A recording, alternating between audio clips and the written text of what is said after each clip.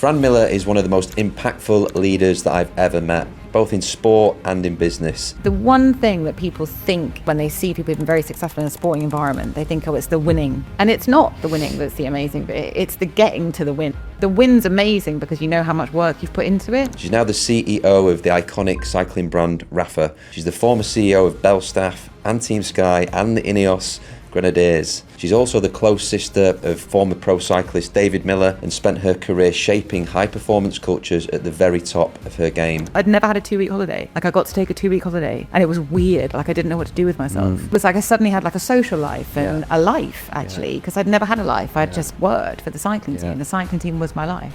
Fran was the person who hired me into Team Sky, a decision that really changed the direction of my own career. If you want to be brilliant at anything, you have to approach it from a place of joy, because if you put someone who's amazing at something up against someone else who's amazing, if they have the equal amount of talent, the person who's hating doing it will get their ass kicked by the person who's having fun. And if you can find the fun and you can find the joy, you can find the optimism in it, you can smash anything. So in this episode, we'll dive into where Fran gets her drive from, what really shaped her to be the person that she is today, and how she's developed and grown across leadership and performance. And of course, we'll be digging into the lessons that translate from professional sport into business as well. So let's get into it.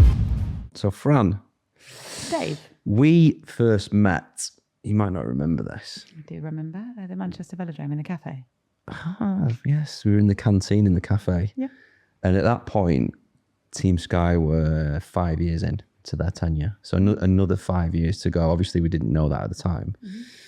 But another 5 years to go. I didn't know who you were. I knew your role within the team, but I didn't quite recognise what you'd already been through with the team, and even before you joined the team, Fran. Yeah.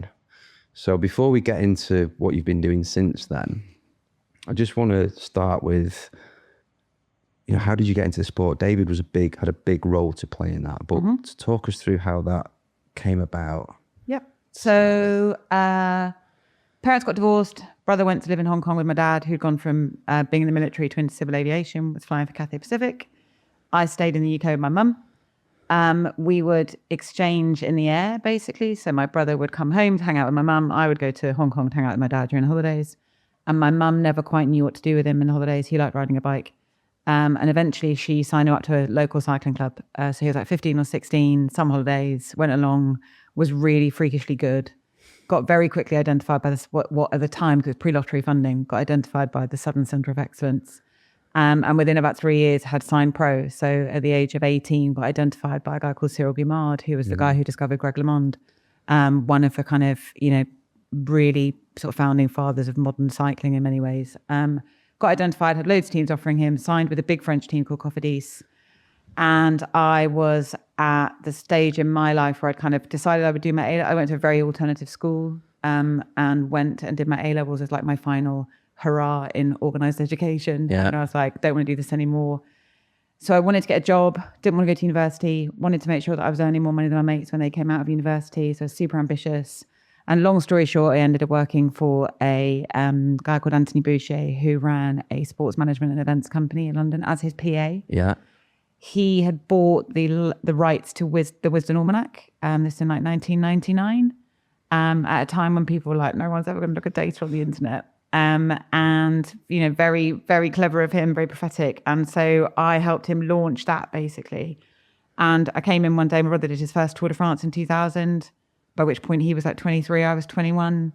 And he, in his debut tour, he took the yellow jersey on day one, wore it for 4 days. Great White Hope of British Cycling, big deal, big French team. I went in on a Monday morning and Anthony was like, oh, what, is that your brother in the paper? And I was like, yeah. And he was like, why are you working in cricket when you could be working in cycling? I was like, don't know anything about like working in cycling. Yeah. He's like, well, you're a pretty shit PA, but I think you'll be quite good at managing people. So why don't you should go manage your brother? And long story short, he helped me set up my company, gave me the confidence to set it up.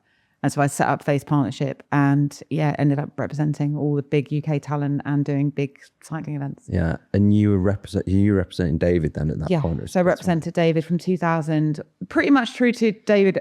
You know, I don't know if your listeners are aware, but he basically was at the Lance Armstrong era. Yeah. Lance came back from cancer in 1998. You know, the arms race of EPO was in full swing.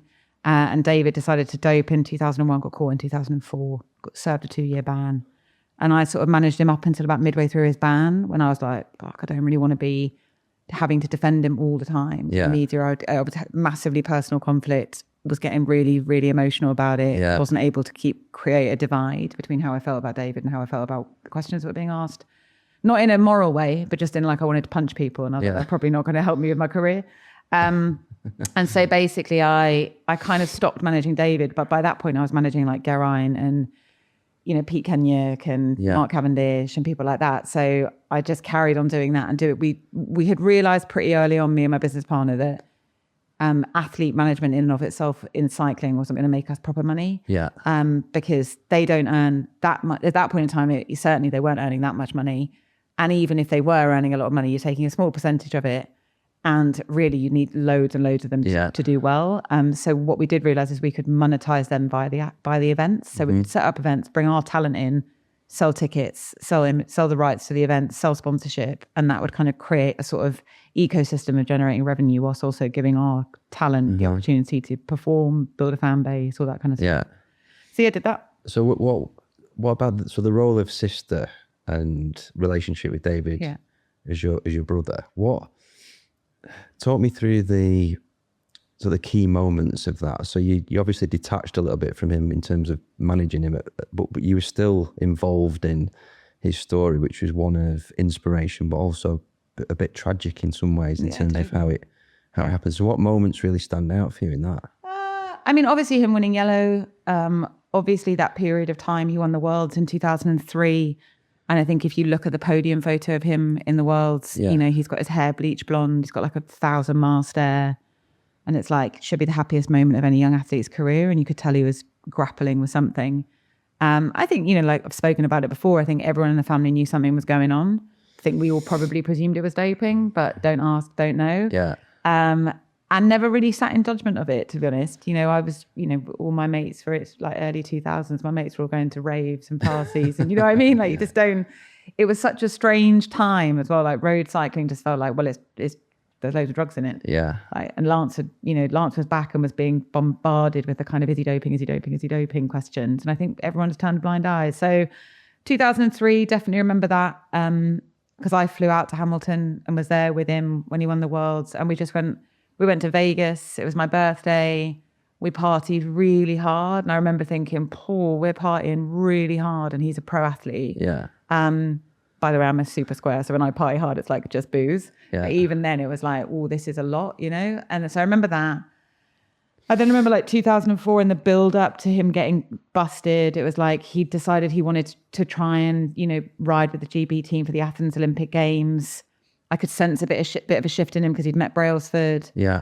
You could tell he was like trying to get his act together a bit more and be a bit less of a kind of pro-continental like rider and be a bit more in the British system because he'd never been part of the British system. And I think he really connected to Dave. Yeah. So I remember that bit. I remember him being over in Manchester and trying out for the Team Pursuit team and all that kind of stuff. And then I just remember the phone call that his Sonia had crossed the border and had been caught with EPO. And he was like, I think I'm going to need a lawyer. And I was like, okay. And do you know what? I don't think I ever even asked why. I just figured out that he needs someone pretty good. So I remember very clearly trying to find the best. This is in your role as sister, not as manager. Blurry by that point. I think probably manager, if I'm honest. Right. Because it was like, I need to find a lawyer. I need you not to judge this. I need this to not be about, well, why would you need a lawyer, David? Like as sister, you'd be like, but as manager, I was like, okay, we'll sort it out. So and in France, doping is a criminal offense. Yeah. So you can go to prison for it. So I was like, he needs a criminal lawyer. And we found, I can't remember how I did it actually, but I spoke to loads of people and I managed to get arguably one of the best criminal lawyers in France, a guy called Paul Aberivance, to represent him. And that I remember that being like a really seminal moment because he was a really serious criminal lawyer, a big name in France, and David was David. So it was like, fucking hell. And then when David got arrested, he was arrested with Dave Brailsford at a restaurant down in Biarritz a week before the start of the Tour de France. And Dave rang me and was like, your brother's been arrested at gunpoint. And I was like, called Paul Aberivance. And I remember kind of getting all of that stuff ready, you know? And then, then it switched to sister pretty quickly. And it was like, oh my God, this is a fucking mess. And it was that the moment? So he said in his book that there was a message to you during his darkest period. Was it that message when he got arrested, do you think, that he was talking about? No, I think that would have been probably about 3 or 4 months after, when it had all fallen apart. And it really did, like his world fell apart, and then the tour started. Yeah. So it's like he had 48 hours in prison in Behaviours. In custody in Behaviours, in prison. I make it sound really bad. In custody in Behaviours. And then they drove him to Paris to continue the questioning in Paris. And at that point, I think I said it when I did the other podcast with the Diary of the CEO one, where I was like, he rang me and said, it's okay, they're going to let me do the tour. And I remember thinking, fucking hell, David, they're not going to let you do the tour. Do you know what I mean? Like, it's over, man. Bit of a reality check. Yeah. But that he was so like delusional about what was going on. And it was just sad. Like, it was really sad. As his sister, it was like, wow, he was just a little boy who loved riding his bike, who got very, I would say, I genuinely think, groomed through the course of his early career. And made a set of horrible decisions that he owns to this day, but that took him to a place that no kid who loves a sport should end up being. In the custody in a foreign country, having to, and they didn't question him in English. In English, they questioned him in French, which they're not actually allowed to do. So he'd had like 48 hours, very little sleep. He had been picked up, like at a restaurant. He probably had a glass of wine or whatever. And they questioned him pretty relentlessly in French. So it was, he was traumatized by the time I spoke to him. Did the team look after him at this point? No, fuck no. He barely heard from them again. And that was super formative for me, because that was the bit where I was like, these guys have flown. I remember when David was identified by serial killer. Now, you remember all of these things slightly through the lens of hindsight, right? So I might get dates and details wrong, but ballpark, he had 7 or 8 offers when he was 18, 19 years old. There were all different teams that wanted him, and Francois Migraine, who owned Cofidis, not owned a team, owned Cofidis, met my mum and was all like, it's a shitty sport, like there's a lot going on, I have sons of my own, I'll look after him. And to this day, I cannot stand the team Cofidis, like to this day, because I just think it was. And when David was arrested, Francois Migraine was questioned, or at some point in that period, and he said, well, Francois Moncoutier, who was David's contemporary in the team, he was like, I'd put my hand in the fire for him, but for Millar, And you just kind of think, really? Wow, that's interesting. Now, I'm not saying that he should have been lying on his behalf or anything else, but the very fact that within his team, that was possible, and within a team that he owned, that was possible, I'd find it very questionable. Anyway, so that whole period of watching how Cofidis dealt with him, how little support he got, how much trouble he'd eventually got himself into. Because once I started to understand what happened, I was like, oh wow, this was pretty hardcore. Totally informed my subsequent decisions about Team Sky and what I wanted to do and how I wanted to do. I was actually going to ask you that obviously you love the sport, and I know it's actually one of Rapha's values, right? Yeah. Did that not? Do you think that could have sent you either way? As in, I'm going to go all in and fix this, or I don't want to be part of this shit show? Yeah. So yes, I think both. I think it could have done both. I think there are times when it does do both. Okay. I think I was reading through some of the stuff you sent me in advance. It was like, it felt like from the moment you joined the team, I was firefighting, or there was always an issue. Yeah. From 2016 to 2020, when I left the team, all I dealt with was shit. Bradley's TUEs, Froome's salbutamol case, all the rumor, what was in the jiffy bag, all that kind of stuff. And it was like, oh, fuck this. I can't be bothered with this. It just got exhausting. I couldn't be bothered to do it. It certainly wasn't why I wanted to set a team up. Yeah. But then, you leave it for 4 years and you come back and you're like, actually, I do quite like it. So Team Sky was, David was still racing in 2010, right? David came back in 2006, determined to win clean everything he had won on drugs. Yeah. And he managed to do it all but for his Olympic medal, his world's medal, where he came silver rather than got the rainbow. Yeah. And where he missed out on his yellow jersey by 0 point something of a second. Yeah. So yeah. And how did the team come onto your radar at that point? If David's still racing, you've been doing your own thing. Yeah. So 2007 Tour de France comes to the UK. So Grand Depart in London. By which point I'm representing a load of talent. I've been doing Revolution, our track cycling event we started that in 2003. So 3-4 years. We were doing our first Smithfield Nocturne in the June of that year. So we would have just done it actually when the tour came. So we were pretty well established, James and I, with Face Partnership. Yeah. Probably had about 15 riders under our wing heading into the Beijing Games. So it had a lot of contact with Brailsford and the GB program, because the GB Just through athlete management, effectively. and through Revolution. Right. So Revolution, which was our track cycling event, which we set up in the November 2003, that was effectively Brailsford had come to us after an event that we'd done in London and said, we really need to do something like this in Manchester, because we've got Athens and Beijing, we've got this amazing track, it's indoor, we've got all this young talent that we need to put on an international stage, and it's really hard for us to do that. And no one's ever managed to get the combination of fans, entertainment, excitement, but genuine international competition into track cycling yet. And we were like, we can do that. And we did with Revolution. So we had a lot of contact with him. And so 2007 comes along, Tour de France starts in London, 5 British riders in the race. David was one of them. I represented 3 of the others. One of them was Brad. It never represented Brad. And we organised a party at the Royal Thames Yacht Club on the prologue course, and invited Brailsford and Shane Sutton to come. And Brailsford, when he came, he was like, basically, he'd had a conversation with Christian Prudhomme, who's the director of the Tour de France, and Christian Prudhomme had said there should be a British team here, because it's crazy that there isn't. And so the whole conversation then started around Dave and Shane being like, we should do a British team. And I was like, yeah, man, I'd be well up for that. And that was it, really. We were off. We were like, spent sort of 7 or 8 months doing like workshops with all the clever people that we knew. And Dave and Shane were like really in the ascendancy at that point in British sport.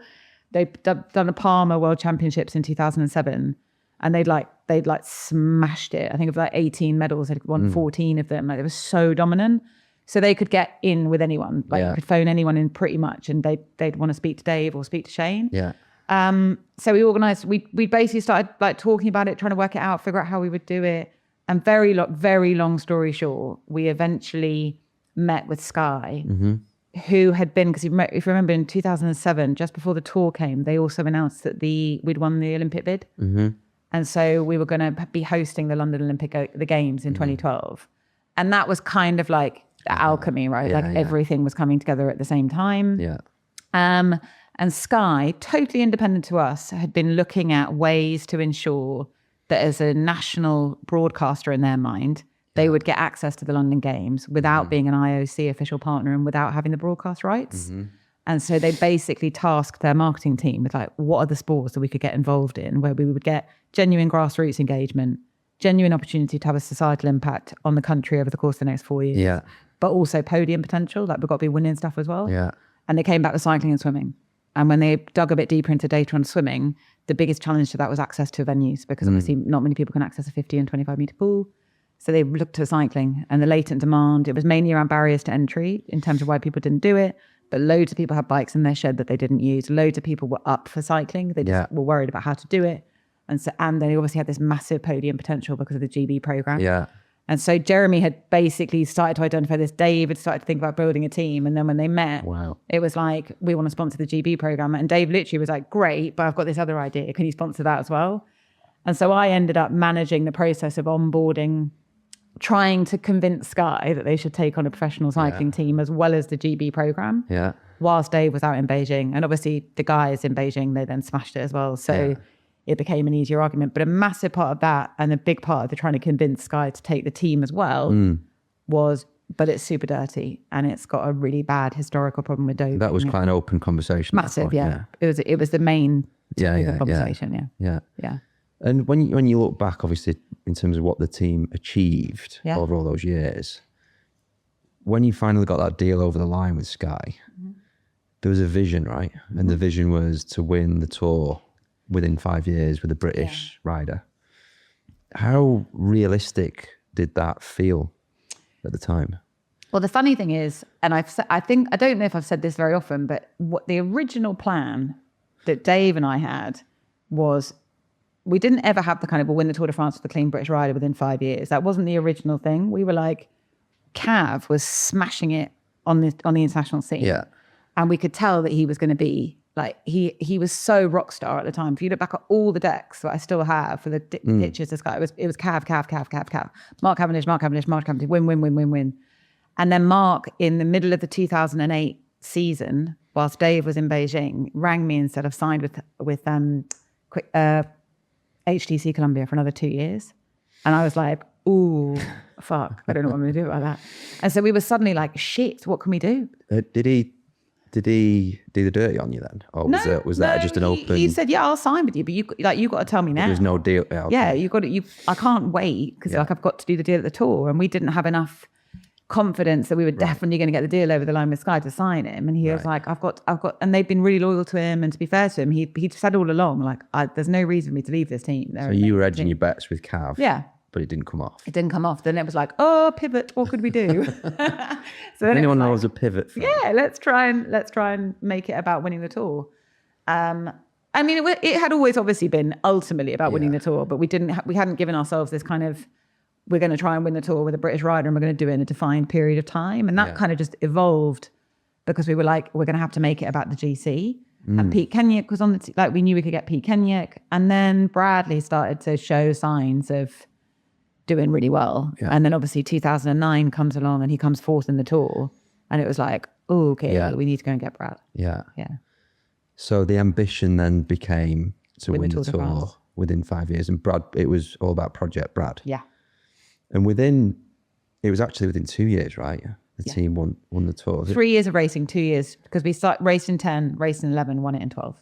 So what those first couple of years, when things weren't necessarily... It was only 10 that we were really shit. Right. Like 10 we were really, really bad. How did that... Was that like a fuck, we're wide of the mark here? Or was it always... This is going to be No, it was we were wide of the mark. Yeah. Brad was like, I think he finished 24th in the tour. And it was like, that was not what we had in mind. Like we'd convinced Sky to like do this pretty hardcore deal to get him out of his Garmin relationship and to bring him into the Sky team because he could win the tour. And it was like, oh God. So yeah, and we, we won hardly any races. We had a really odd mix of athletes in the squad. We had a lot of Belgian staff who kind of, did it the old way and like they wanted things a certain way. They didn't want to change. And we then had a lot of British cycling like people who'd moved over to Team Sky who were, kind of forward thinking and sports science and how do you change the game, like marginal gains and all that kind of stuff. So you had this like clash of culture and you had overconfidence, right? Like they really, when they came back from 2008, people were getting knighted and shit, it was wild. Like Cav won so Chris won in 2008, the Sports Personality of the Year. Then Mark won it in 2011. They were dominating, on the international scene. And I think the reality is we just got overconfident. Overconfident with what we could do and how we could do it.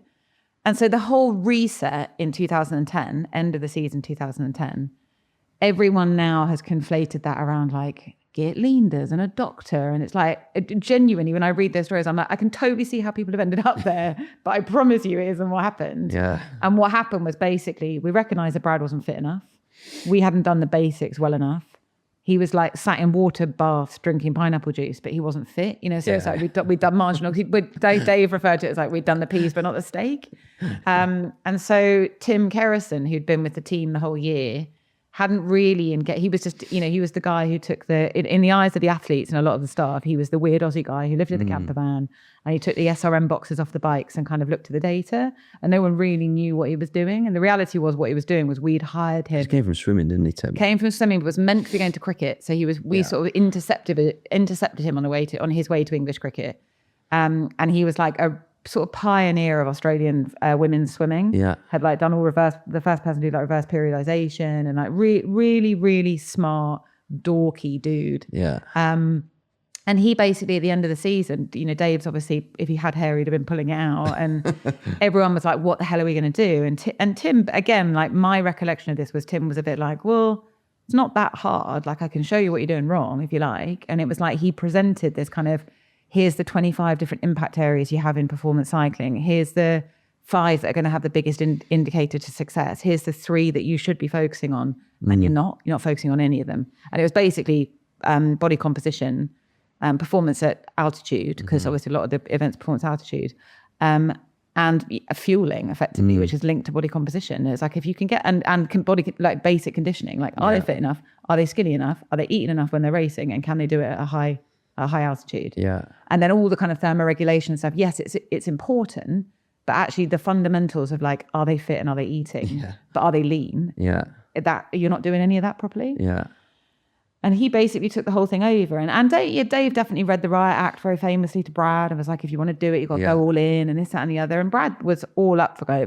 Brad was humiliated. Like I was in Morzine at the top of the climb with him when Thomas Lockfist had to like ride him over the line in 2010. And that kid would have done anything to make sure that didn't happen to him again from a humiliation perspective. So we knew we'd been shit. We knew we had to get better. We had a pretty good plan. And then 2011, it all came off. Like we did really well. We won Paris-Nice. We had a really good opener to the season. Went into the Tour with Bradley as national champion, and he crashed on that stage 3 and broke his collarbone. And it was like, shit. So I think he probably could have certainly got onto the podium in 2011. And then, won it in 2012. Yeah. And then the wins were thick and fast from there. And you were building the performance system where it was starting to pick off with wins. But well, it wasn't because it was like 2012 we won it, but Froome came second.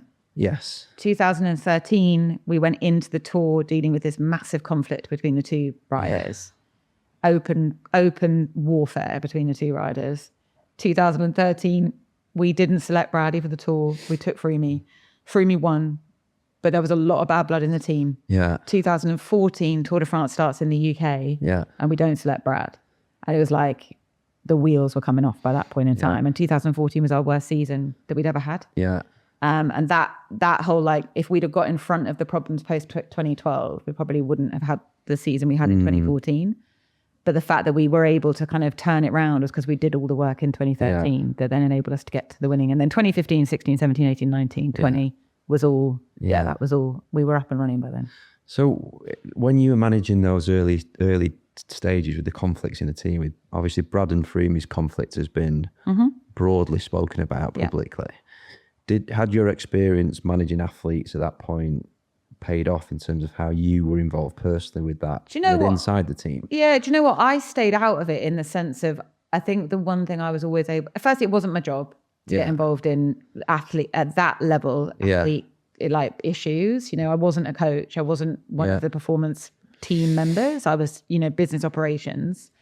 But equally, I had a very good relationship with the vast majority of the performance staff, particularly the on-the-road staff, because I just knew them all, got on with them all well. I was pretty much the only woman on the team, which meant, I could speak to people in a different way and have different conversations. So my role in all of that was identifying that the problem was probably bigger and deeper than Dave maybe thought. And that solving it was probably going to require something. And Dave and I were aligned on this, like, this isn't a quick solve. Like we've got a pretty fundamental problem here that we need to figure out how to do. Yeah. And there was a lot of, it wasn't just Bradley and Froome, like the thing that was, and it's actually been the thing that's probably I learned the most from in terms of my career since. It's what you were signing up to in 2009 versus what you were signing up to in 2013 as a member of staff was fundamentally different, right? Because in 2009, it was like we'd never raced a bike race. We were saying we were going to win the Tour de France with a clean British rider within 5 years and inspire 1 million more people to ride their bikes. We were sponsored by a TV company who'd never had any connection to the sport. So it's like you kind of had to be a bit of like a pioneer, slightly mental, or like a real believer. But by the end of 2013, because you normally sign staff at the end of the year, by the end of 2013, it's like, well, I'm signing a team that's won the Tour twice with 2 different riders. I'm signing the best team in the world. Like, this is it. I've made it. And so you suddenly had a set of people who were coming into the team like, come on then. Do you think, you know what I mean? And it was so different. Like culturally, it was different. Were you ready for that? I think that's why we did the whole winning behaviours thing, because it was at that camp that we did it. It was to solve the Bradley and Froome thing at a surface level. But actually what it did was identified that we had become this fundamentally different team and people's expectations of us was different and what they wanted out of it was different. And actually the type of people we had been able to sign was different. You know, we were signing the cream of the crop. You know, everyone wanted to come to Team Sky. And it was like, okay, cool. How do we leverage that? And what do we do with that? And that's where Dave and I think, Dave, Steve and I, but certainly Dave was the one really thinking about it 2 or 3 steps ahead, which was like, can you leverage this to make it a performance advantage? Like, can you leverage the way people are thinking? And then Steve and I came up with him with this idea of like winning behaviors and accountability and ownership and all that kind of stuff. So, and that is applicable to anything you go into, particularly in turnarounds, right? Because you go into a turnaround situation and it's like, whatever you think of the job you're doing, I have to change your opinion of what it is. Yeah. And then by the time I've done the turnaround, the people coming into it then have a different set of expectations. But if you've been on the journey, you feel differently, right? So it's this whole, like, you're constantly managing people's like own perception of what they want out of their job. It's reality, isn't it, versus perception? Yeah, totally. Okay, that's really interesting. That hearing it from your point of view is really interesting. I remember when I joined the team, I'd come from a really commercially run entity, Man United, into a performance first environment. That's what it felt like. Yeah. So there's a bit of a shift there culturally. Yeah. But equally, the team had built a really strong brand off the bike. Now, there's so much energy going into the performance and winning, but talk to me about your role and how much effort and energy was put into the storytelling, the narrative, what it meant to, from a fan's perspective, to be engaged with the team. Yeah. I mean, my big thing was always about the brand. Like, my big thing was always like, I want it to be clean. I want it to be simple. I want a kid who falls in love with us when we first start racing to still be able to wear our jersey in 10 years' time and for it to make sense. You know, because that was one of the things that I'd grown up with was, you know, like you see like Case Depart and Ibanesto and Benesto, and it's like, oh, they're all the same team. And it's like, no, they're fucking not. They're totally different teams. And I have it a little bit now, you know, when people talk about the INEOS Grenadiers and it's like, they're Team Sky. And I'm like, they're not. Yeah. They're just not. It's a different team. Like and that bit of like a brand and a sports team as a brand, for me, was really important. It was an important part of why I wanted to do it, because I think the sport is too transient. I think it's commercially not particularly mature. I felt like if you could get that bit right, you could really change the face of the sport. And so I think in the way that Dave B wanted to get a British rider to win the Tour because he wanted to change the face of the sport that way, I was a bit like, well, if we could do that and build the Man United of cycling, that would be pretty mega. So for me, it was all like, how do we retain a sense of identity? How do we ensure that we have brand marks that are consistent and used consistently? How do we show up in a way that is uniform and tidy and that people understand and get? How do we be really careful and considered with the application of logos and design and everything else? And then physically, how do we actually show up? Like, there's a great picture that I found the other day when I was at Rapha, actually trying to talk to them about the importance of look, like the importance of how you look. And it was an aerial shot of Team Sky. And the bus had the blue line down the top of it and the cars had the blue line down top of it. Even though the cars had roof racks on, no fucker was going to see that blue line. But we still put it on because it meant something and it was important to us. And I think that was the bit that I felt really strongly about, like making sure that the staff felt, you know, like I always used to get like T-shirts done for the staff for new races or for like, new T-shirts for races. So they felt smart. So they felt they could show up. I always wanted them in the nice trainers, everyone in the same trainers. I didn't think it was right that they should be able to wear whatever trainer they wanted because it looked so scruffy. So that for me was a big part of the brand building. And then in terms of the commercial landscape and the commercial bit, it was that we were very lucky because we got the vast majority of our funding came from Sky. Jeremy was very aligned to the vision of let's keep it as clean as possible.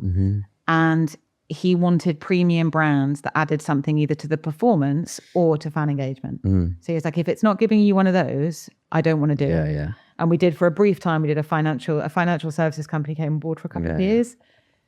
And we just didn't know how to service them. We didn't really know what to do with them. We were just like, this just doesn't make any sense. There's no reason for these guys to be involved. And so we didn't try and fight to keep it because it was like, this is not right for any of us. How did you do that deal if that didn't align with those two filters from Jeremy? I think originally we thought, well, we could see that the wages were going up. And we were like, there's going to come a point where Jeremy's not going to want to keep writing this check. And also they as a business were really, really into cycling. Their senior team were really into it. And they had a big like pool of people who rode bikes globally. So we were like, oh, this would be an amazing thing to have, like all of their staff and all of their clients could ride bikes. And that would be a really cool thing. It was over ambitious and it was almost impossible to actually facilitate because we didn't have a big enough sponsorship team to do it. I think nowadays you probably would be able to do it, but then no chance. Because I think the team have just done something pretty big. 100 million, 5 years.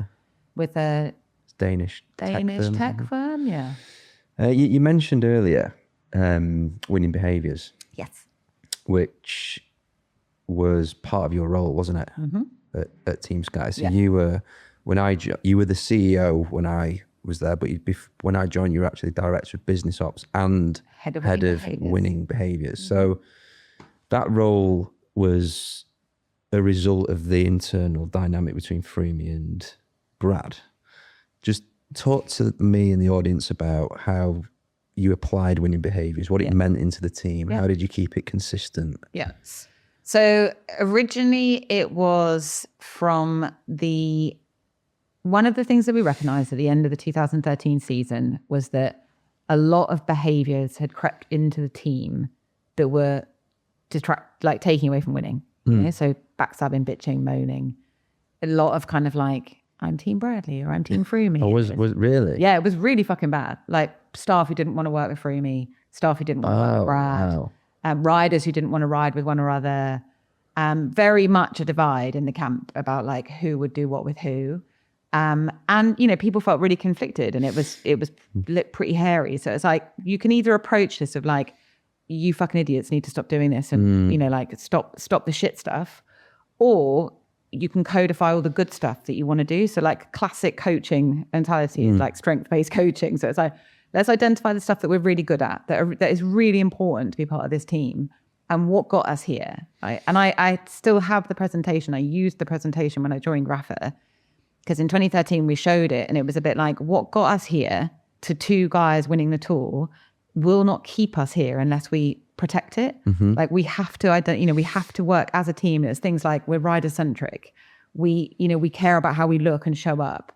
We look out for each other. We do, all of that stuff. And like, we care about power like power curves and we're really in data and science informed, like all of that stuff. And a big part of it was to be like the identification and eradication of losing behavior. But I didn't want to be the head of losing behavior. And so it was basically, but we passed it to the team. So Steve and I ran workshops live in a big theater in Mallorca, split everyone up into different teams. And we made them go through like, what do you think are the things that make us great and make us win bike races? And what do you think are the things that detract from it? And absolutely nothing in there would surprise anyone. But all of it was backstabbing, bitching, moaning, slagging each other off and being one team, respecting each other, being honest. So it was like, great, well, you've told us these 2 things. So how are we going to do that? It's from the horse's mouth. Yeah. So then we basically we had 13 different teams. We codified them down into 5 areas.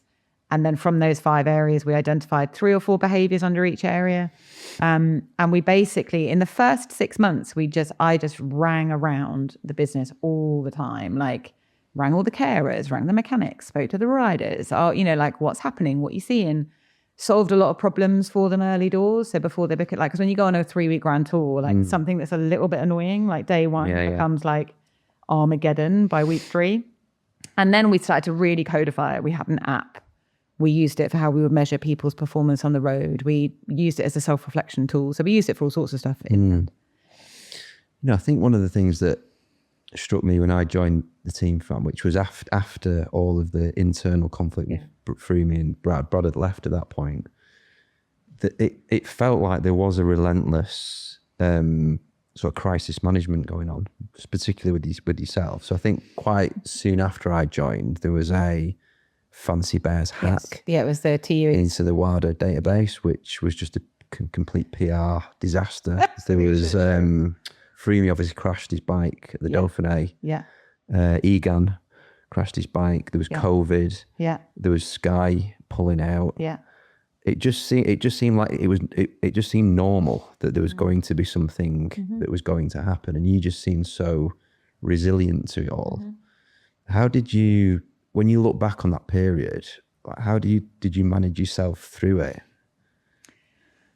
Do you know what? It's super weird that you should ask that question. It's quite a good time in my life to be asking me that question, actually, because the whole resilience thing is like, I am so used to it. Like, I'm so used to firefighting and managing chaos and everything else that it's like, I don't know whether it's nature or nurture, but I am very good at being like, almost being in a position of like, I'm kind of lucky that I get the chance to do this, right? Like, we're not curing cancer. Like, it was a cycling team.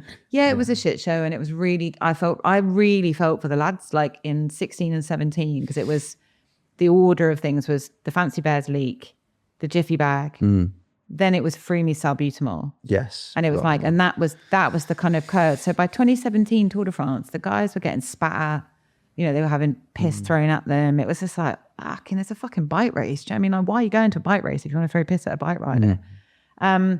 And so I never felt, I always felt, particularly the Team Sky stuff, I felt like I was defending my family. You know what I mean? Like I felt like I'm not going to let this happen. And particularly with the Froome one, the Bradley one, I fuck alone knows what was going on there, right? Like I sort of had a sense of what was going on, but if I'm honest, the more I've kind of heard about it and seen it, I'm not sure if the people involved know what was going on. Yeah. Do you know what I mean? It's like it's been nearly 10 years now since the release of the information, and nearly 15 years since the TUEs were granted.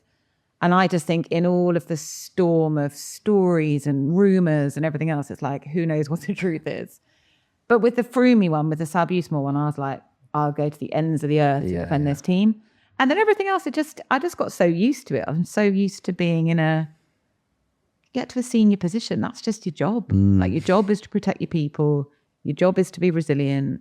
Your job is to show up every day and bring your best self. And if you can't do it, I don't think you should be in a senior position. Like I don't. And don't get me wrong, I have days where I'm like, this is awful. And can I do it? And do I want to be doing it still? And do I still have the energy to do this? And I do always go back to, well, I'm really lucky. I do something I love. And actually the challenge of doing something you love is like, the trade-off will always be worth it. But I don't know if that's helpful in any way to anyone else, because I just wonder if it's just how I'm wired. Well, I think the way that I saw you and remember you, because I learned a lot from you in my time in the team for sure, but it seemed like you went beyond resilience in the sense that you almost thrived in it to the point where you knew that it was a challenge, and when we get through this, not only are we going to be robust enough to stay where we are, but we're going to have grown in some way, and we're going to actually be stronger. So it's like, bring it on type. I definitely thrive in chaos. I definitely thrive in high pressure environments. I definitely thrive in I remember at Belstaff in like year 3 to 4, I was like, could end up driving a train here. Yeah. Do you know what I mean? Like just, I'm on the tracks, know where we're going. Yeah. Steady speed. It's all good. And I was like, I don't think I want to do that. Right. So so definitely, I definitely thrive. And there is definitely a point though where it's like, this is relentless. Yeah. This is relentless. And I feel it now in Rapha. Like I'm trying to turn this business around. And I'm like, oh God, this is so hard. Like it's so hard. Yeah. And there's never a point that you're like, oh, there we go. I've got it. I've got hold of it. So yeah. You said you didn't know whether you'd been wired in some certain way. What influence did the people in the team have on you? You obviously worked really close with Dave, with Rod, Steve Peters. I know was a big influence on you and others in the team as well. Yeah. So are you able to describe in your words how you via osmosis kind of learn off everyone in the team at that point? Yeah, I mean, I think probably for sure the two biggest influences are Dave and Steve. I think Dave for the way he leads and led, and for his like, I've like described him as like relentless and all that kind of stuff. It was like his work ethic and his ability to constant, you experienced it yourself, the constant like, but why? Could we do this? Why don't we do it like that? Why is that not possible? Why don't we do it? And he'd just be like, fuck off, because it's just not. But there'd be so many times where it's like his incessant questioning would be like, ugh, he's got a point and there's something in there. And I find myself doing it now. Like there'll be things in the business where I'll be like, but why have you done it like that? Why couldn't you do this? Why can't we ask for that? Why don't you push a bit harder? Why don't? And look, one of the things I remember him saying to me was like, I want everything brought to me in the same format. I don't know that you remember this. Yeah. He had an obsession with having things in the same format. And he used to drive me nuts because I'd have to take other information, put it into a format so that he could read it. And I'd just be like, you're causing me work here, mate. And now I'm in the position I'm in. I'm like, bring it to me in the same format because I would need to know what I'm looking at. I mean, so I learned from him that kind of detail. How'd you get up to 50,000 feet, but stay across everything? I think I learned that from him, that kind of like, you have to be able to dip all the way down to the runway and get all the way back up to 50,000 feet. And you have to be able to do it in the space of 2 meetings. So I'll have meetings now where I'm literally dealing with a customer situation in a clubhouse. And then I'll be talking about 5-year strategy and I can move between the modality of those two things relatively easily. And I can see other people slightly reeling from it. So I think that's definitely from Dave. And then Steve, the chimp stuff changed my life. And it's probably a part of why I can be resilient and why I thrive in certain environments and why I can shift the blood flow in my brain out of my limbic system and be like, okay, this is your chimp. Don't respond with your chimp. Respond with your frontal lobe. I always remember you as that, your ability to be strategic and operational. You would get shit done. But you're equally able to, so you were already, I think, during your time at the team doing that, dip in between the operation, getting stuff done, and then equally pulling everyone out and thinking strategically. But that clearly was something that was happening. Do you know what though? It was a piece of feedback that Tim Kerrison gave me in 2013. The team, because we were owned by Sky, they'd asked everyone to get proper feadback. So very unheard of. It was a professional sports team. And so mine, because I did so much work in and around Sky, I asked Robert Tansey, who was the head of the cycling and marketing at the time, I asked him to sort of manage it all. Anyway, long story short, they messed up and they originally sent me the stop, start, continue anonymized. And I went back and had a couple of questions on it and they sent it back to me and they'd taken out the anonymized so I could see whatever. And that was it. They took the top 10%, bottom 10% out as well. And they sent it back to me and it was the whole thing verbatim. And it was absolutely horrendous. It was one of the worst things I've ever read. And the bottom 10%, the bit that was awful, one of the ones from Tim was, she's ferociously operational, so impressive. She can get shit done like no one I've ever seen, but I wouldn't trust her with our strategic direction. And I remember thinking, firstly, you motherfucker. And then thinking, why does he think that? And it was because all I did was operational. I was like a runner around or a doer, a getter of stuff done, to the detriment of my seniority and to the detriment of people's belief in could I be that other thing as well? And I really, there was an awful lot of feedback in that particular document that shaped my career because a lot of it was around the behavior that I exhibited to be effective was the behavior that was limiting me to be impactful. And it was how do I marry those two things together? And how do I make sure that I don't leave this kind of trail of destruction behind me, but get loads of stuff done? And that's been the biggest lesson in my life, needing to be consistent, needing to show up as a leader, needing to think about my impact on others, needing to be less worried about the getting of it done and get it done well. Don't just get it done, and get it done in a way that the people around me can learn from it, or that the people, and that's actually one of the things I think Dave lost over the time towards the end of my time working with him. He stopped caring about teaching people. He just wanted stuff to get done and he wanted it done his way. And actually the reason I like to think I've got very good at my job, I think the reason I was very good at my job and the reason was because he taught me so much. He was willing to take the time to let me learn and make mistakes and course correct me all the time. And as he got older and more experienced, he just seemed to not want to do that anymore for anyone, which I think is a real shame. And I think I really took it on, for me, I was like, I would like to think that my team would be I learn a lot from her and I learn about how she operates and what she does, and it informs how I'm going to get better. And I mean, I'm 47, so I'm probably about the age he was when we were midway through Team Sky. So, I've got to hang on to it now for another 5 to 6 years. But it's really important to me that I continue to learn and develop and make sure that learning and developing is shared with my team. That's really cool. Thanks. So one of the other challenges that you kind of faced into was the news that Sky were pulling out of the relationship with the cycling team, and INEOS came in quite quickly.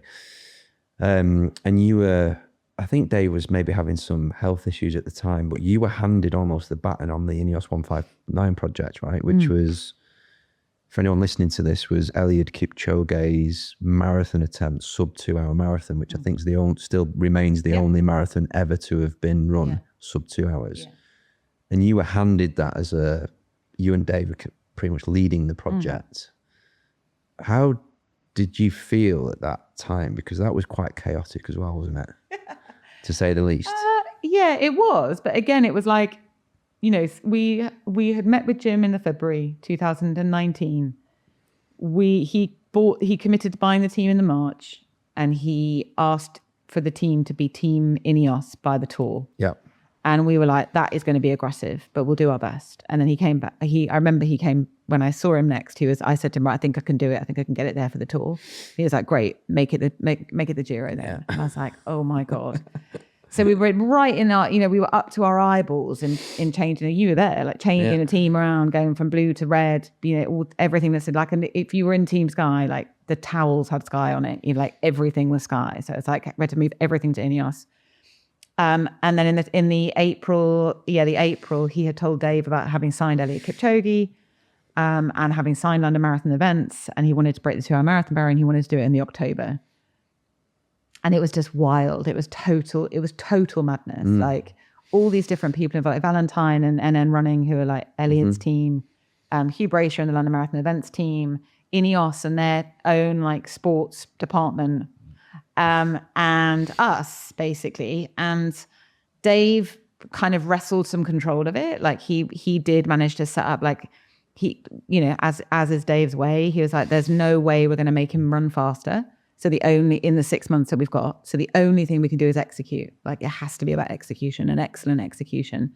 And we knew from Monza in 2017 when Nike had tried to do Breaking 2, $30 million spent, 3 different athletes they tried to do it with, and they came 24 seconds short.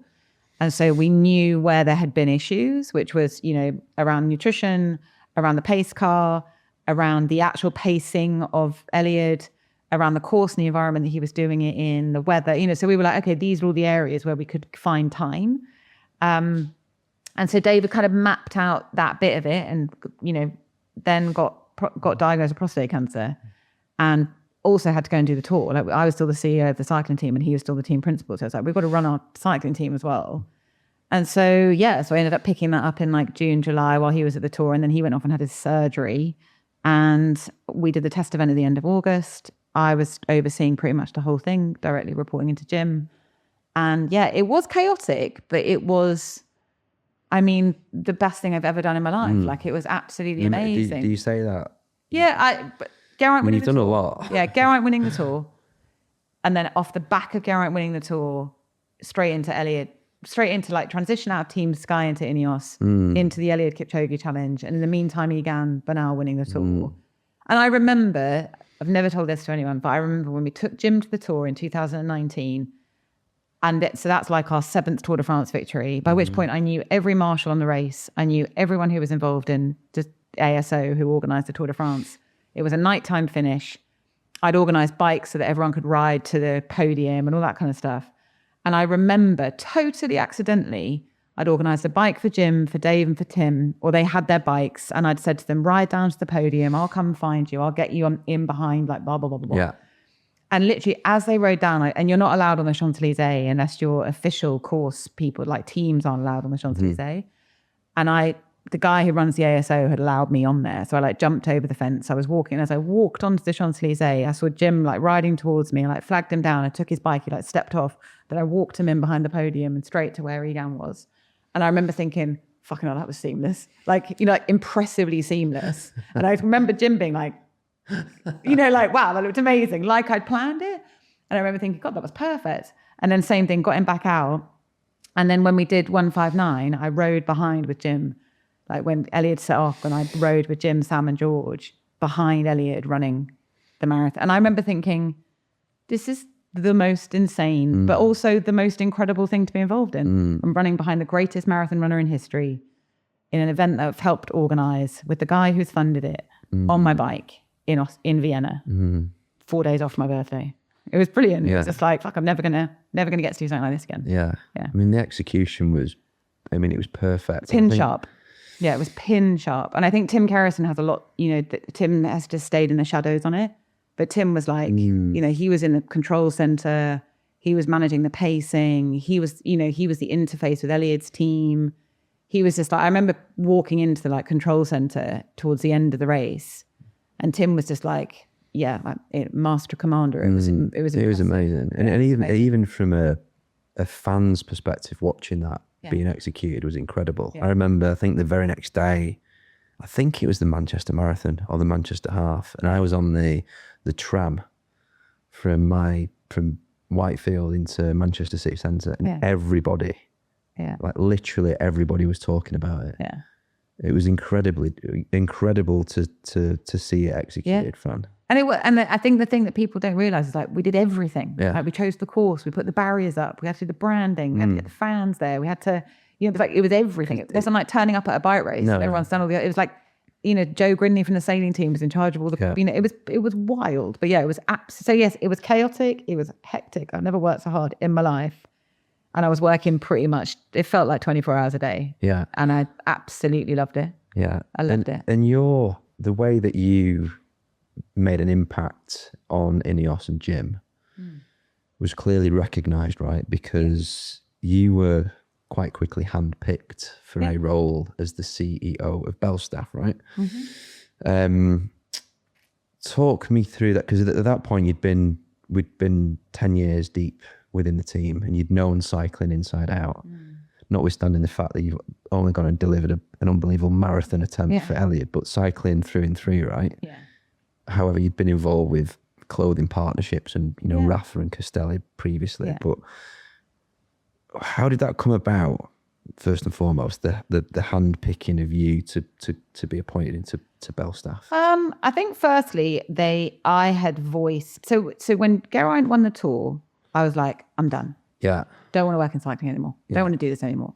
And it was only the INEOS coming in, and they're getting exposure to the size and scale of the INEOS operation and the ambition of INEOS as a company.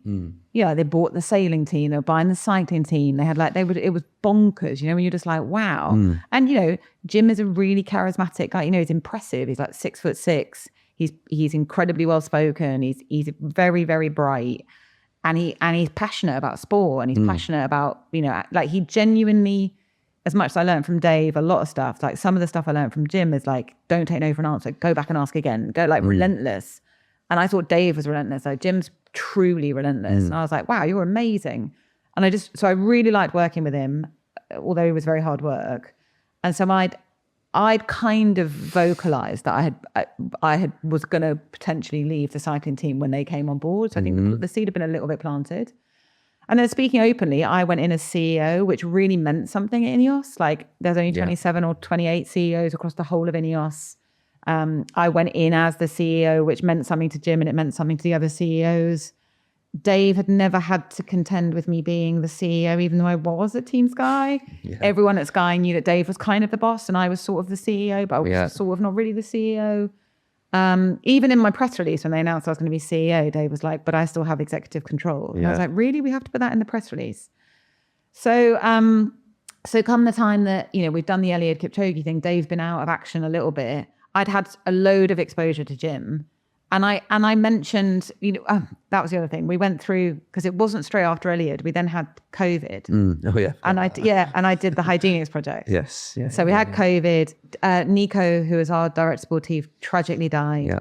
Just before COVID, but just before the whole lockdown happened. So early March 2020. And so dealt with his death, which was horrific. Rod had left the team. And it was just like, and Jim was like, you guys are good at logistics. We've got ethanol's a byproduct of a lot of what we do. Why don't you try and give away hand sanitizer? Yeah. So we ended up running this hand sanitizer project for like the 3 months of COVID. And so I'd had just an inordinate amount of exposure. And so I then mentioned the Tour de France was later in 2020 because of the COVID lockdowns. Dave went off to the Tour. I had been getting increasingly frustrated with working for Dave. And I think Dave had been getting increasingly frustrated with me being the CEO. We're really good mates, Dave and I. He's known me since I was 21 years old. So, you know, we can argue like brother and sister. But it was getting to the point where it was just unhealthy, the amount of arguing and the, like, you know, sniping at each other and all that sort of shit. And openly, I was a bit like, fuck this. And so I spoke to the chairman. I was like, I just don't think I want to do this anymore. I want to be the CEO. Like, I want to be a CEO. And whether that's in INEOS or somewhere else is what it is. But I don't think I'm going to be staying at the cycling team forever. It wasn't a threat. I wasn't being all like toys out the pram. But I was like, I'll stay for as long as I need to stay. When Dave gets back from the Tour, I'm happy to talk about it. But I don't want to keep doing this role. I mean, I remember that period. How did you feel at that moment, Fran? Were you excited? Was there a bit of fear showing up? Were you ready? With hindsight, I think I was ready. Yeah. With hindsight, I think I was like, let's go and do something different. I felt I had just done everything there was to do in the cycling team. You know, really, really felt that. And I felt that it was, it was also, I knew if I said no, I would never get another opportunity within INEOS. It was like, there's a big thing there about you take the risk, you say yes to the thing, you take the challenge, you don't back down. And I just thought, I'm never going to get given a chance like this again. Like, this is mad. And, he's one of the most successful entrepreneurs in British history, if not global business, and he wants me to go and do this thing.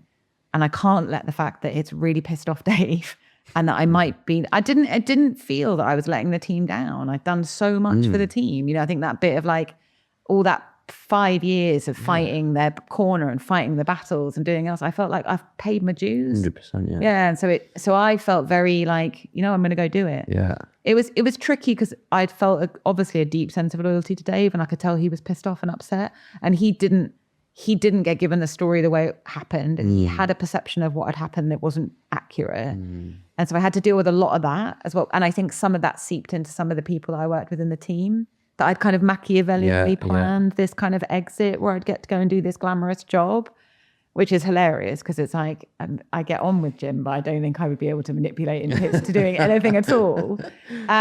So it had a bit of a tale of sadness to it, because it felt like I wasn't being, it actually felt a bit unfair. I felt like I wasn't being, I would have liked Dave to have been like, hell, go on then. Go on, girl. Like, I'm really proud of you. Yeah. There was none of that. Yeah. There is now. Yeah. And after about 9 months, once this chimp had died down, he was great. It's a big chimp to die down. Oof, yeah, it took a while, Don. It took a while. But we got there. So I felt ready.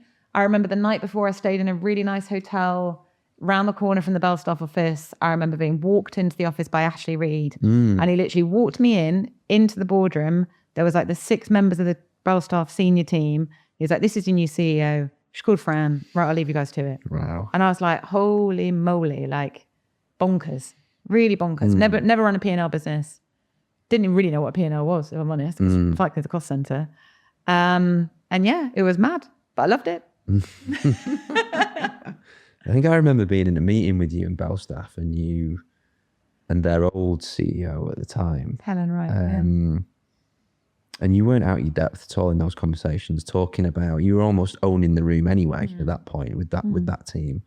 And I always got the sense that you felt more, I don't know, emotionally connected to the brand side of the cycling team, and going into a consumer brand within INEOS. It felt natural for you to take that step. Yeah, weirdly, the consumer brand bit of it didn't feel natural, but a team that needed help. Yeah. Like a team that was in trouble, that had been, hadn't had a great culture, they'd been bought in 2017, they'd been onboarded into INEOS, they'd been put in they'd gone from being on the top floor of the now Brunello Cucinelli building on Bond Street with like a showroom and super glam, to a gas and oil business in Anchor House in Chelsea, which, don't get me wrong, Chelsea is lovely. Now I work in Archway, take me back to Chelsea. But they'd had this horrible transition, and they'd never quite found their feet again. And I was a bit like, I think I can fix this. And it was, and the reason I wanted to go and do it was, I was like, it wasn't about the brand. It was like, can I take all this stuff I've learned from culture and people and winning behaviors and marginal gains and excellence and human performance, and apply it to something different? And the tiny little bit of experience that I'd got of trying to do that in the Eliud Kipchoge project was like, I think I can. I think I know how to do it. I certainly know I know the ingredients. It's like, if I mix it all together, will I get the cake I want? And at Belstaff, I really did. Like, it was a perfect storm of like post, tail end of COVID, post COVID, a team that was ready for change. I was incredibly enthusiastic and motivated, and we did a great job. We turned it around, and it was, I genuinely loved it. I felt, I got I had weekends. Like, I remember like my friends after like 4 or 5 months, they'd be like, "You're never on your phone." I was like, I don't need to be. My job's like, I start at 8, I finish at 6. Yeah. Nothing really happens in the evenings and the weekends. I'd never had a 2-week holiday. Like, I got to take a 2-week holiday, and it was weird. Like, I didn't know what to do with myself. It was just like, and like all the people I worked with wanted to go for drinks after work. And, like it was like I suddenly had like a social life and a life, actually, because I'd never had a life. I'd just worked for the cycling team. The cycling team was my life. Yeah. So with that, did you feel some sort of shredding of identity at all in that transition? Because cycling did and is ingrained within you, right? And you worked so hard for the team. You cared passionately about it, and you would bleed Team Sky, Team INEOS. Yeah. Did that feel a little bit off from a compass perspective?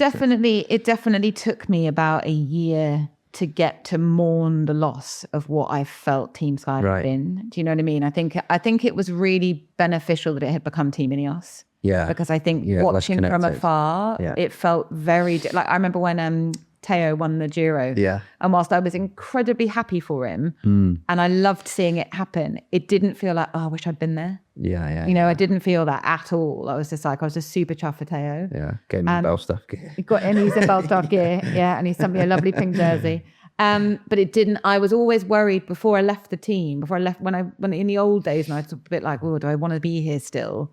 The test I always had was if I was stood at home watching a bike race and they won, would I be gutted? And I always felt the answer was yes to that. But with INEOS, I didn't feel like that anymore. It was like the cord had been broken.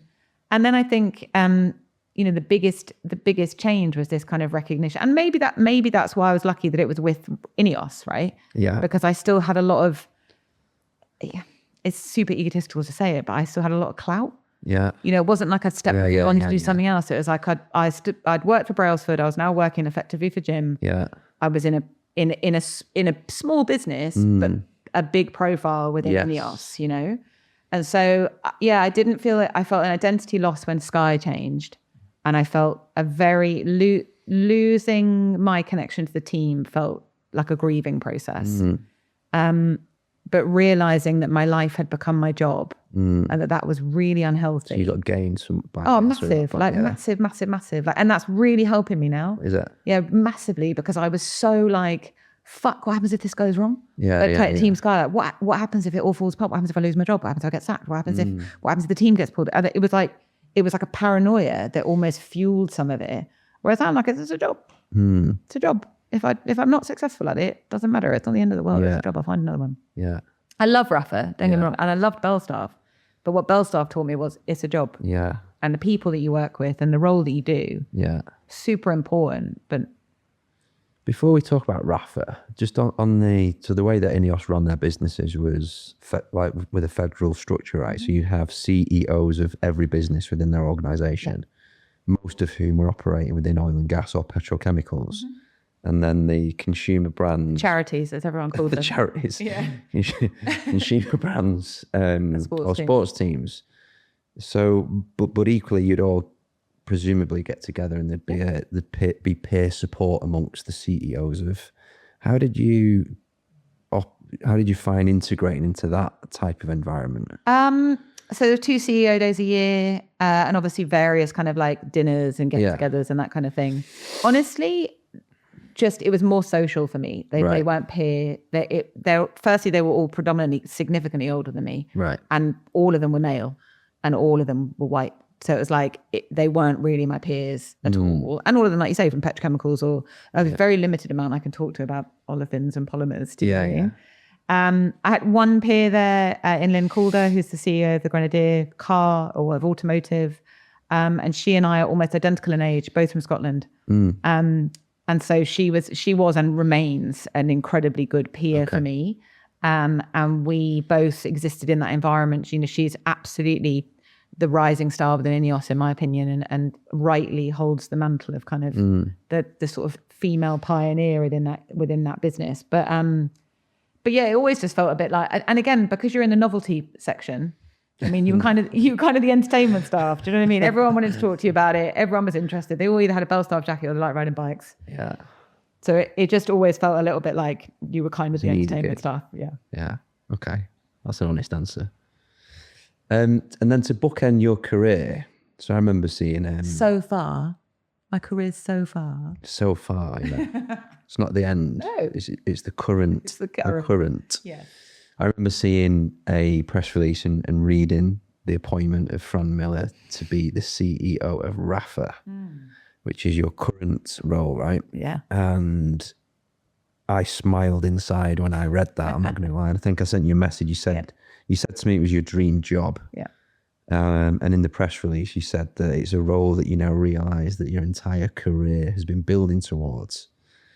So put that into a bit more, put some words around that, Fran. Like, how did that come about, and how's it? It was another mad manifest? one. Yeah, it was another mad one. I had Jim bought Man United at the end of 2023. He had decided that he didn't want to continue to invest in the charities, which is fair enough. Belstaff needed about another chunk of capital investment to get the growth. We got it to break even, but we wanted to go after growth. He didn't really want to do that, which I think is completely fair. He put an awful lot of money into Belstaff over the years. And had a whole host of competing priorities, and the market was on the downturn.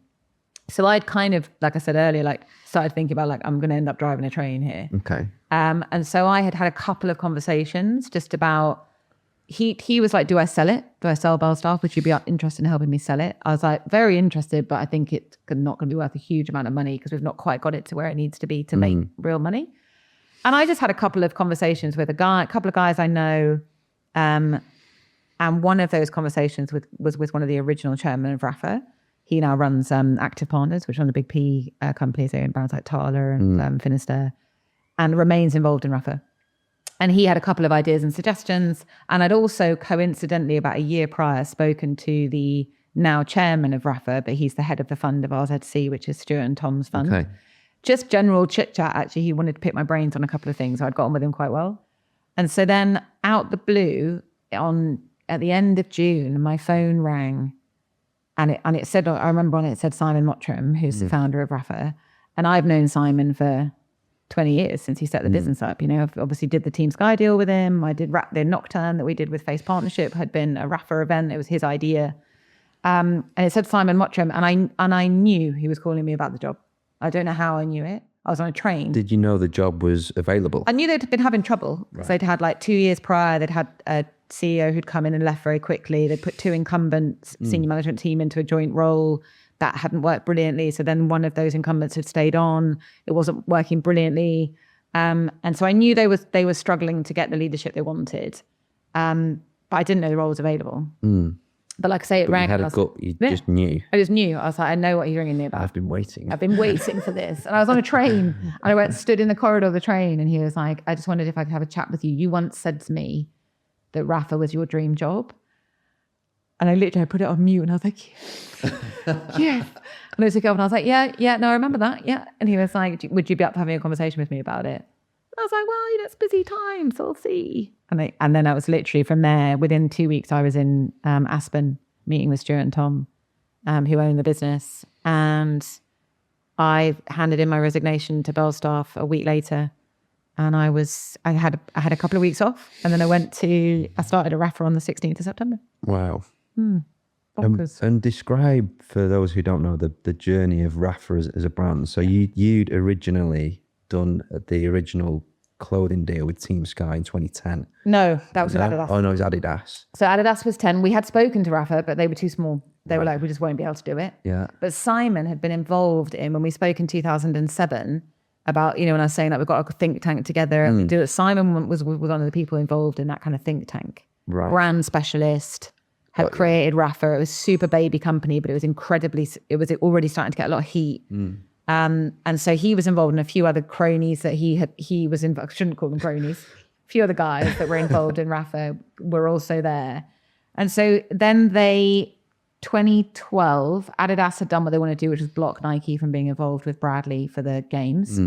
And so we had another year on the Adidas contract, but they were like, listen, if you want to find someone else, you can. By which point, Rapha were really interested. And so we did the deal. They did 13, 14, 15, 16. At the end of the 16 bit of the partnership, Simon had openly said, like, you guys are too performance led. We need more access. We need more behind the scenes. Like, we're about panache and storytelling and romance and love of the sport, and all you guys care about is winning. And I was like, yep, that's all we care about. See you later. And we got Castelli. But I'd always stayed in touch with him. The brand had gone from strength to strength. Basically, from the first 10 years, it was the only real brand in the sport of any note. And then from 15, 16 through their final years with Sky, and then into their relationship with another team called EF, they were absolutely the darlings of the sport. And I think, if you worked in brand marketing or sort of commercial, whether that's apparel or sport, in that period, and you met an agency who were going to pitch for work, they would have Rapha as a reference. Yeah. Like, they were a reference brand for how you do brand and customer and storytelling for 15 years, basically. They sold it in 2017 for a huge amount of money to RZC.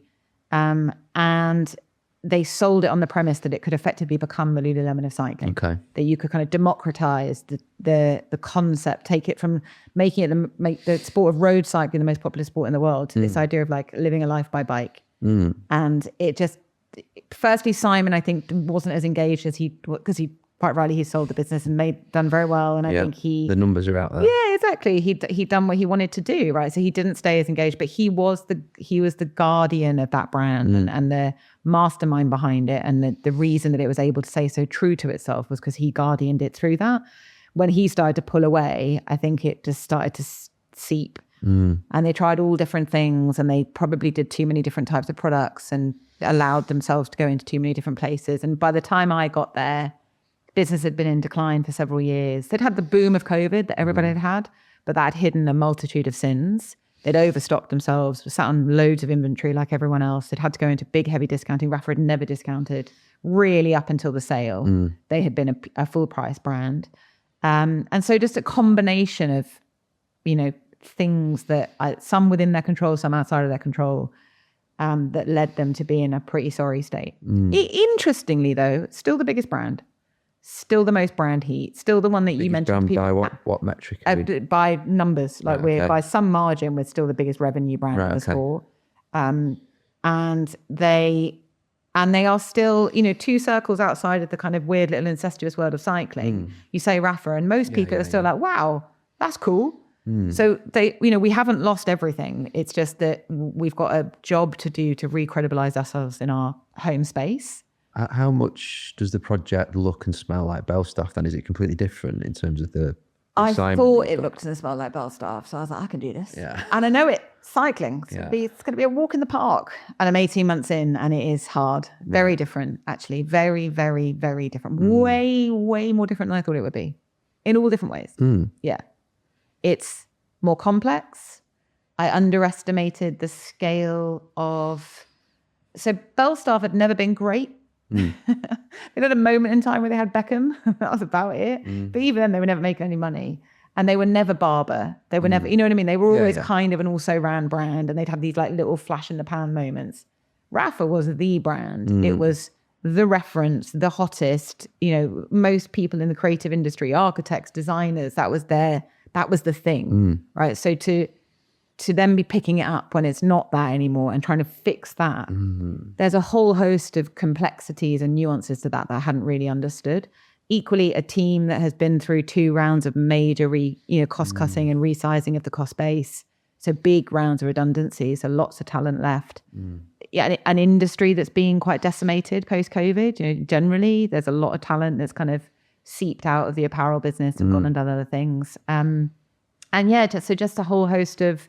And cycling, for 20 years, certainly in that period up to 2017, 2018, it was the sport, the hot sport, right? Now everyone's doing run clubs and, it's not where it was as a sport. So there's like macro issues and there's Rapha specific issues.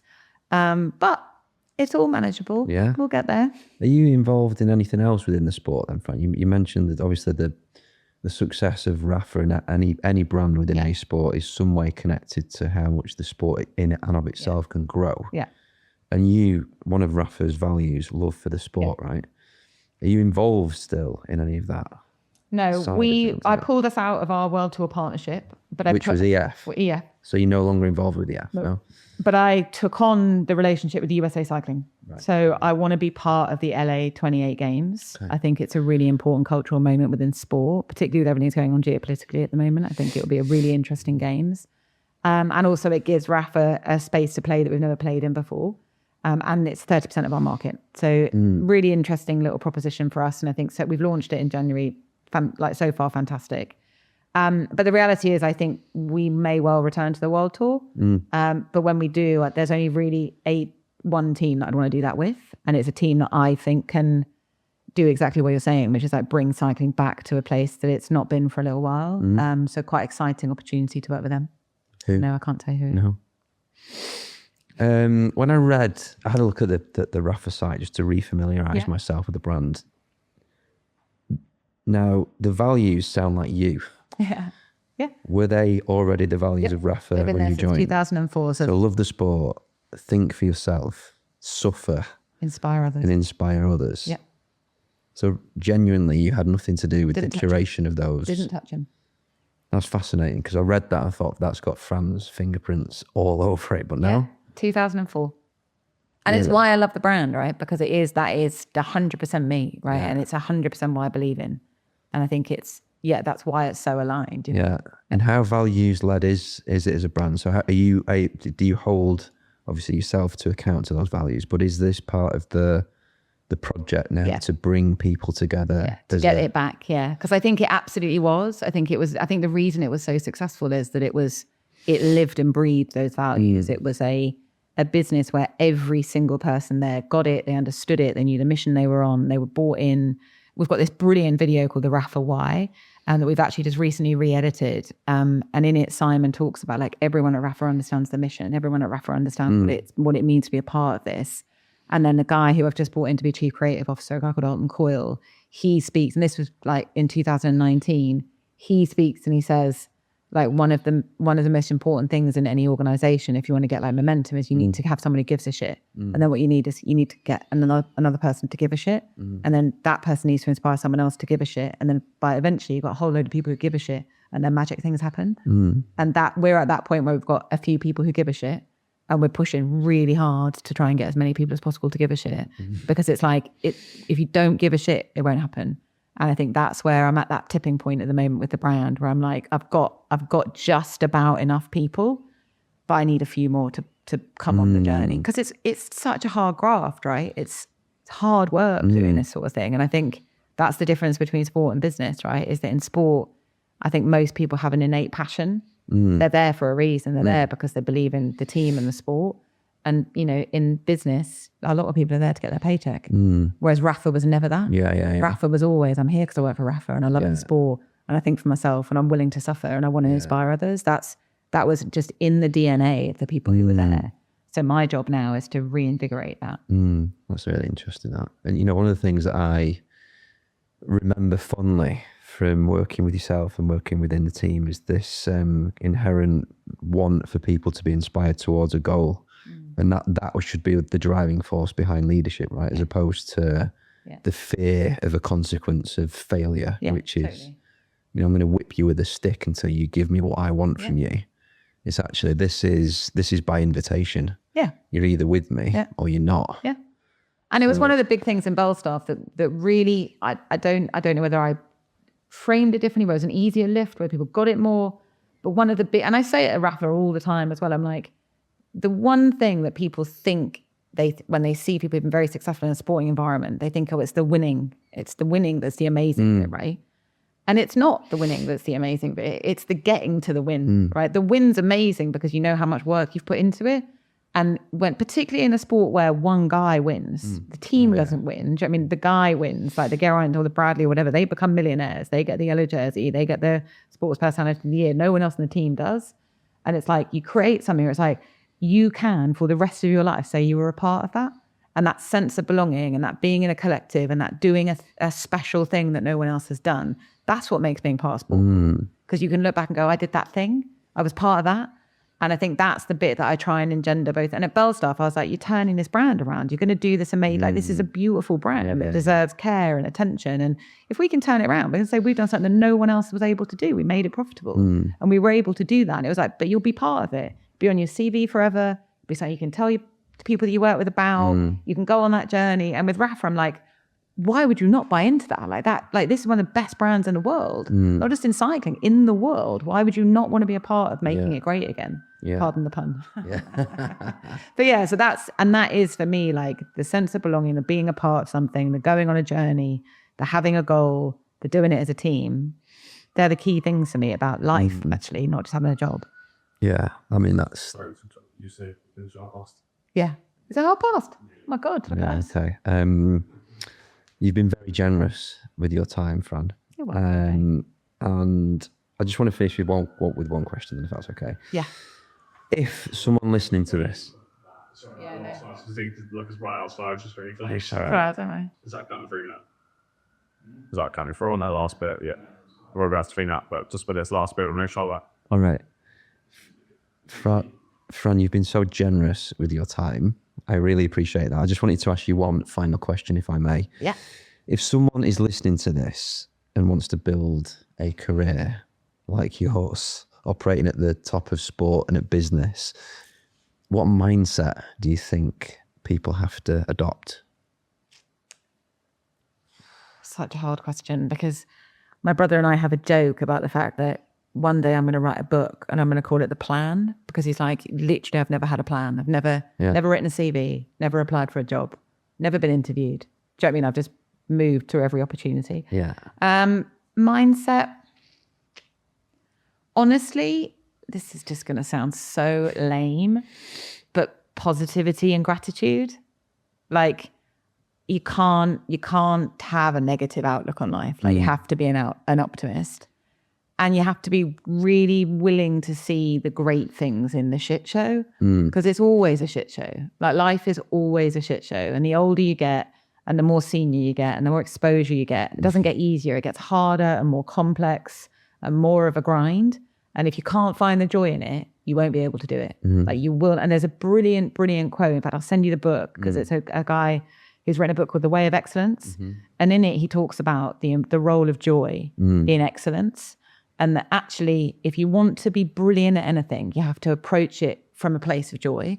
Because if you put someone who's amazing at something up against someone else who's amazing, if they have the equal amount of talent, the person who's hating doing it will get their ass kicked by the person who's having fun. And it's like, and if you can find the fun and you can find the joy and you can find the optimism in it, you can fucking smash anything. Yeah. Wow. What an amazing piece of advice. Thank you so much, Fran. Fran Millar. Thank you. Thanks, Dave.